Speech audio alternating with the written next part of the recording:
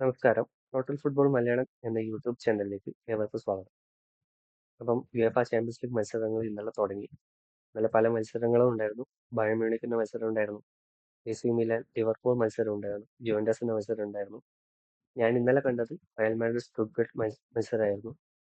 അപ്പം റയലിന്റെ സ്റ്റേഡിയമായ സാന്റിയാഗോ ബെർണാബിലായിരുന്നു മത്സരം നടന്നത്. അതിന്റെ ഒരു മാച്ച് റിവ്യൂ ആയിട്ടാണ് വീഡിയോ ചെയ്യുന്നത്. മാച്ചിനെ കുറിച്ച് പറയുന്നതിന് മുന്നേ നമുക്ക് ലൈനപ്പിലേക്ക് പോകാം. റയലിന്റെ ലൈനപ്പിൽ കാര്യമായ മാറ്റങ്ങൾ വന്നിട്ടുണ്ട്.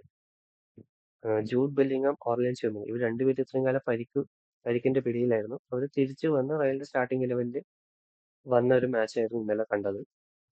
അതേപോലെ ഡിഫൻസിലും കാര്യമായ മാറ്റം ഉണ്ട്. എഡർ മിലിറ്റാവോ ബെഞ്ചിലായിരുന്നു സ്റ്റാർട്ട് ചെയ്തത്. പകരം റുഡിഗറിന്റെ ഒരു സെന്റർ ബാക്ക് പെയറിംഗ് ആയി സ്റ്റാർട്ട് ചെയ്തത് ഡാനി കാർവഹാളായിരുന്നു. അതേപോലെ റൈറ്റ് ബാക്കിൽ വന്നത് ലൂക്കാസ് വാസ്കസ്. ഈ ഒരു കുറച്ച് ചേഞ്ചസ് ആണ് റയലിന്റെ സ്റ്റാർട്ടിംഗ് ഇലവനിൽ ഇന്നലെ കണ്ടത്. അതേപോലെ സ്റ്റുട്ട്ഗർട്ടിന്റെ ലൈനപ്പ് നമ്മൾ നോക്കുകയാണ്. ഒരു പ്രധാന മാറ്റം എന്താണെന്ന് വെച്ചാൽ കഴിഞ്ഞ സീസണിൽ സ്റ്റുട്ട്ഗർട്ടിന്റെ ഒരു ഗോളടി മെഷീൻ എന്ന് പറഞ്ഞ പ്ലെയർ ആയിരുന്നു ഗിരാസി എന്ന് പറയുന്ന പ്ലെയർ. അപ്പോൾ പുള്ളിക്കാരൻ സീസണിന്റെ സ്റ്റാർട്ടിങ്ങിൽ ബൊറൂസിയ ഡോർട്ട്മുണ്ടിലേക്ക് ട്രാൻസ്ഫർ ചെയ്ത് പോയി. പകരം സ്റ്റുട്ട്ഗർട്ടിന്റെ അറ്റാക്കിംഗ് ലൈൻ ലീഡ് ചെയ്തത് ഡെന്നിസ് ഉണ്ടവായിരുന്നു. ഇതായിരുന്നു ഇന്നലെ നടന്ന മത്സരത്തിന്റെ ഒരു ലൈനപ്പിന്റെ ഒരു അവലോകനം. മാച്ചിലേക്ക് വരികയാണെങ്കിൽ മത്സരം 3-1 ഫിനിഷ് ചെയ്തത്. പക്ഷെ മത്സരത്തിൽ ഭൂരിഭാഗം സമയം നല്ലവൃത്തി കളിച്ചത് സ്റ്റുട്ട്ഗർട്ടായിരുന്നു. പ്രത്യേകിച്ച് മാച്ചിന്റെ ഒരു ഫസ്റ്റ് ഹാഫ് നമ്മൾ നോക്കുകയാണെങ്കിൽ ആദ്യത്തെ ഒരു 20 മിനിറ്റ് സ്റ്റുട്ട്ഗർട്ടിന്റെ ഒരു 3-4 അറ്റാക്ക്, ഒരു നല്ലൊരു അറ്റാക്ക് നമ്മൾ കണ്ടായിരുന്നു. ഇന്നലെ ടിബോട്ട് കോട്ടോ ഇതിലും കുറച്ച് സേവുകൾ ചെയ്തത് കൊണ്ട് മാത്രമായിരുന്നു ഫസ്റ്റ് ഹാഫ് 0-0 എന്ന സ്കോർ ലൈനിൽ പിരിഞ്ഞത്. അപ്പം ഫസ്റ്റ് ഹാഫിൽ ഇങ്ങനെ ഒരു ഈ കളി ഇനി മുന്നോട്ട് പോയിക്കൂടാ എന്ന് കാർലോ ആൻസലോട്ടിക്ക് തോന്നിയത് കൊണ്ടാകാം ഹാഫ് ടൈമിൽ കാർലോ ആൻസലോട്ടി ലൂക്കാസ് വാസ്കസിനെ പിൻവലിച്ചിട്ട് പകരം എഡർ മിലിറ്റാവോനെ ഗ്രൗണ്ടിലേക്ക് ഇറക്കുന്നത്. എഡർ മിലിറ്റാവോ ഗ്രൗണ്ടിൽ വന്നപ്പോൾ ഡാനി കാർവഹാൾ റൈറ്റ് ബാക്ക് പൊസിഷനിലേക്ക് സ്ലോട്ട് ചെയ്തു.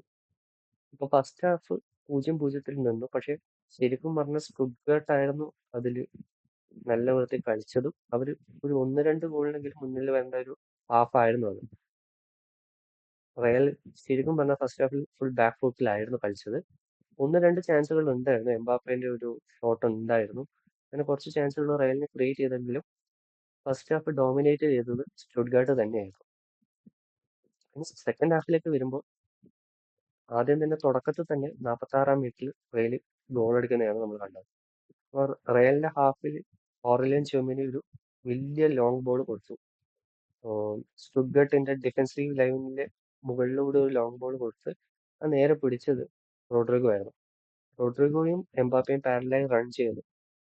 പോസ്റ്റിനടുക്ക് എത്തുമ്പോൾ റോഡ്രിഗോ എംബാപ്പയ്ക്ക് പാസ് കൊടുത്ത് എംബാപ്പ ഒരു ഈസി ഫിനിഷ് ആയിരുന്നു കണ്ടത്. അങ്ങനെയായിരുന്നു റയലിന്റെ ഫസ്റ്റ് ഗോൾ വന്നത്. റയലിന്റെ ഫസ്റ്റ് ഗോൾ വന്നിട്ടും നമ്മൾ കാണുന്നത് സ്റ്റുട്ട്ഗർട്ടിന്റെ അറ്റാക്ക് ആയിരുന്നു.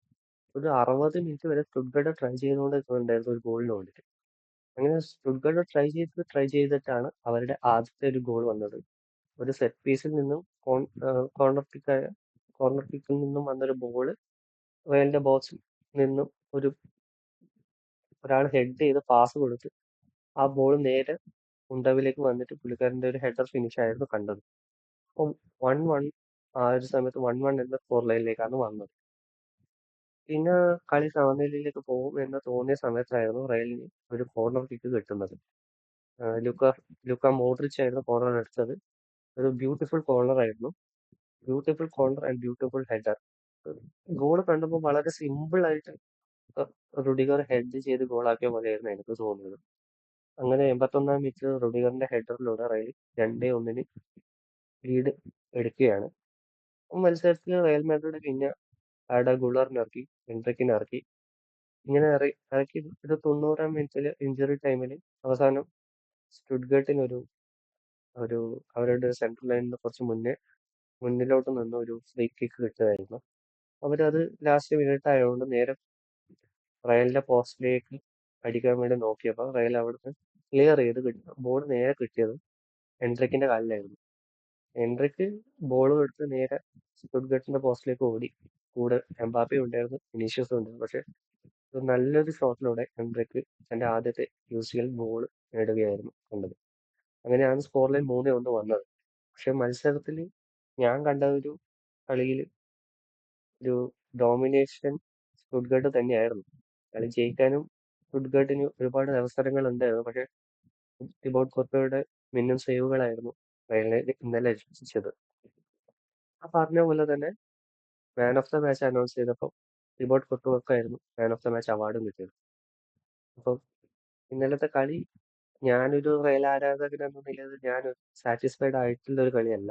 ഞാൻ ഇതിലും ബെറ്റർ ആയിട്ട് ഈ ടീമിൽ നിന്നും എക്സ്പെക്ട് ചെയ്യുന്നുണ്ട്. അവർക്ക് കളിക്കാനും പറ്റും.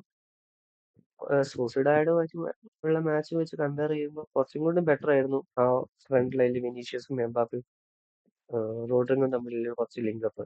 സൂസിഡായുമായിട്ടുള്ള മാച്ച് ഒന്നും പറയുകയേ വേണ്ട. ഒരു കോർഡിനേഷനും മുന്നിലത്തെ ഫ്രണ്ട് ത്രീ ഉണ്ടായിരുന്നില്ല. അപ്പം ഇന്നലെ അതിൽ കുറച്ച് മാറ്റം വന്നെങ്കിലും ഇനിയും പെർഫോമൻസ് ഇമ്പ്രൂവ് ചെയ്യാനുണ്ട് റയലിന്റെ. സ്റ്റുട്ട്ഗർട്ട് റയലിന്റെ സ്റ്റേഡിയത്തിൽ വന്നിട്ട് മികച്ചൊരു പെർഫോമൻസ് തന്നെയാണ് കാഴ്ചവെച്ചത്. 3-1 എന്ന സ്കോർ ലൈൻ ശരിക്കും അവരർഹിക്കുന്നില്ല എന്ന് വേണം പറയാൻ. അപ്പൊ ഇതായിരുന്നു ഇന്നലെ ഞാൻ കണ്ട മാച്ചിന്റെ ഒരു റിവ്യൂ എന്ന് പറയുന്നത്. ഇന്നലെ പല മാച്ച് ബയന്റെ മാച്ച് ഉണ്ടായിരുന്നു. അതിലൊക്കെ കുറിച്ച് നമുക്ക് മറ്റൊരു വീഡിയോ ചെയ്യാം. അപ്പോൾ വീഡിയോ ഇഷ്ടപ്പെട്ട ലൈക്ക് ചെയ്യുക, സബ്സ്ക്രൈബ് ചെയ്യുക. Thank you.